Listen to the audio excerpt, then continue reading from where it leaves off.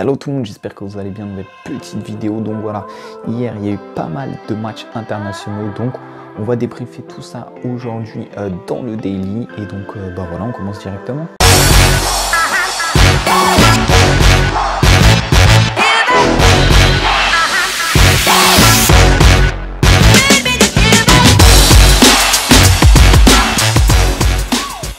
La grosse info, c'est Ander Herrera qui se rapproche du Paris Saint-Germain. Donc voilà, le PSG lui propose un très beau contrat pour les 3 prochaines années. Donc le milieu espagnol qui joue actuellement à Manchester United a de grandes chances de venir rejoindre le Paris Saint-Germain cet été. Donc voilà, dites-nous ce que vous en pensez dans les commentaires. Mais voilà, ça reste un bon joueur.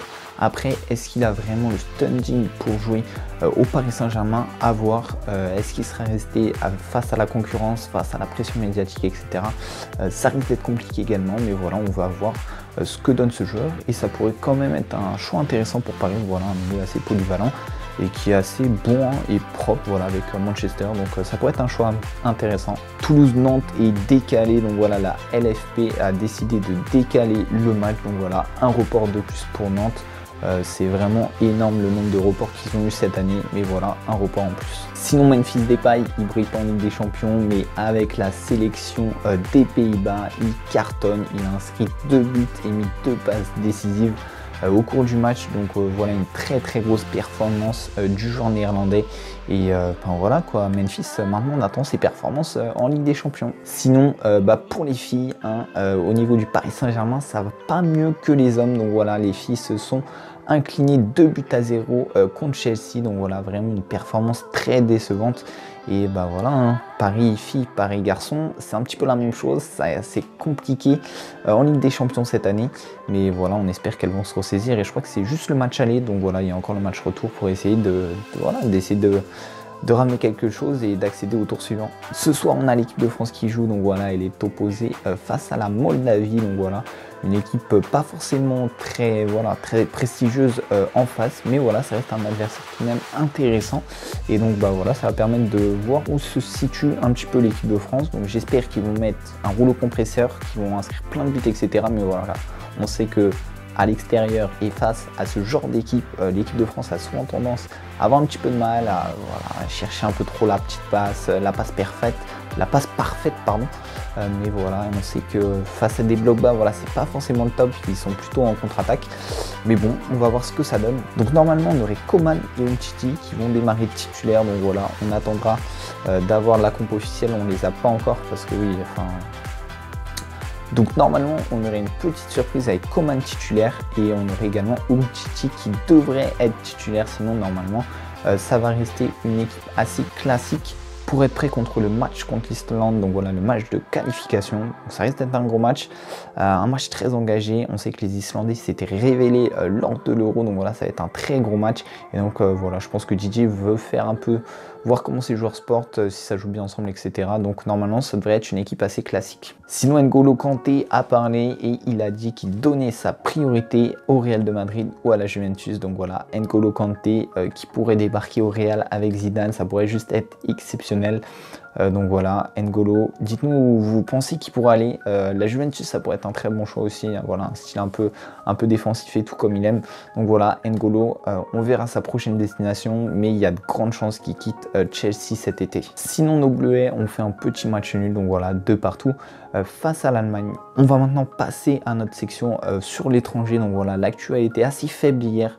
Voilà, donc on sait qu'avec les matchs internationaux, il n'y a pas beaucoup de choses qui se passent dans les championnats, etc. Mais voilà, on a quand même quelques petites infos pour vous, donc notamment ce dimanche, donc ça va être la 100e sélection d'Eden Hazard. Donc voilà, Eden Hazard qui enchaîne les sélections et qui va sûrement dépasser le cap des 100 sélections ce dimanche. Sinon, on a la Croatie qui a souffert contre l'Azerbaïdjan. Donc voilà, ils ont gagné 2-1 mais dans la douleur. Donc l'Azerbaïdjan a marqué assez tôt dans le match et du coup bah voilà, la Croatie a été en grande difficulté pendant ce match. Mais voilà, une petite victoire quand même sur le score de 2-1. Voilà, c'est toujours bon pour la confiance, mais le contenu au niveau du jeu n'était pas présent. Dans le tableau des scores des matchs, on a la Pologne qui s'est également imposée 1-0. On a également le retour de Ronaldo et de Messi en sélection. Donc voilà, les 2 stars portugaises et argentines vont rejoindre leur sélection et vont faire leur grand retour. Donc voilà, on attend de voir avec impatience notamment le retour de Messi avec l'Argentine. On va voir ce que ça donne et on va voir voilà, si ça joue un petit peu mieux en Argentine et s'il arrive un peu mieux à jouer avec la sélection, vu qu'il est en forme exceptionnelle en ce moment. Donc on attend avec impatience de voir ce que ça va donner. Le gros match d'hier, c'était Belgique-Russie et la Belgique s'est plutôt assez facilement imposé 3 buts à 1 dans ce match contre la Russie. Donc une victoire bien maîtrisée de la part de la Belgique. D'ailleurs les gars, c'est voilà, on est dans les rencontres internationales. Et donc, dites-nous ce que vous pensez, votre petit prono pour l'Euro 2020. Voilà, ça va venir assez vite. Donc voilà, dites-nous qui c'est que vous voyez bien remporter l'Euro. Allez, c'est parti pour notre section des 3-4 meilleurs tweets d'hier. Voilà, j'allais dire de la semaine, mais non, c'est d'hier. Donc hier, on a eu Courtois qui nous a fait une petite boulette.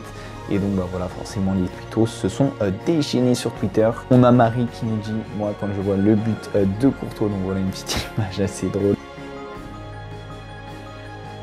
On a une petite vanne de Roison Noël, enfin je sais pas les gars, vos pseudo Twitter ils sont trop compliqués, voilà, faites simple, 5 lettres max, un truc qui veut à peu près dire quelque chose, non, il est sûrement un fan du Stade Rennais, mais voilà, il a fait une petite vanne, elle était assez osée, elle est facile, mais elle passe toujours bien. Thibaut Courtois, ça va plus du tout, il est tellement courtois qu'il donne un but aux Russes. Bon et allez, on finit cette petite vidéo par une super gamelle d'un cheval sur une boule, et ben voilà, forcément, on fait le parallèle avec qui? On fait le parallèle avec Courtois. Allez, c'est la fin de cette petite vidéo. Donc voilà les rencontres du jour à 20h45. On a Angleterre, République tchèque, Portugal, Ukraine et Moldavie, France. Et à 21h, on a l'Argentine contre le Venezuela. Donc voilà le grand retour de Messi en sélection. Ça risque d'être sympathique. Et puis sinon, on a notre petit bleu qui joue à 20h45. 20h45, retenez bien l'horaire. Waouh, on va arriver à dire. Retenez bien l'horaire, 20h45 et pas 21h. Voilà, c'est la fin de cet épisode du Daily. J'espère qu'il vous a plu. N'hésitez pas à lâcher un petit like, n'hésitez pas à vous abonner si ce n'est pas déjà fait. Moi, je vous donne rendez-vous dès demain pour le débrief un petit peu du match de l'équipe de France. D'ici là, gardez la forme. Allez, ciao, ciao.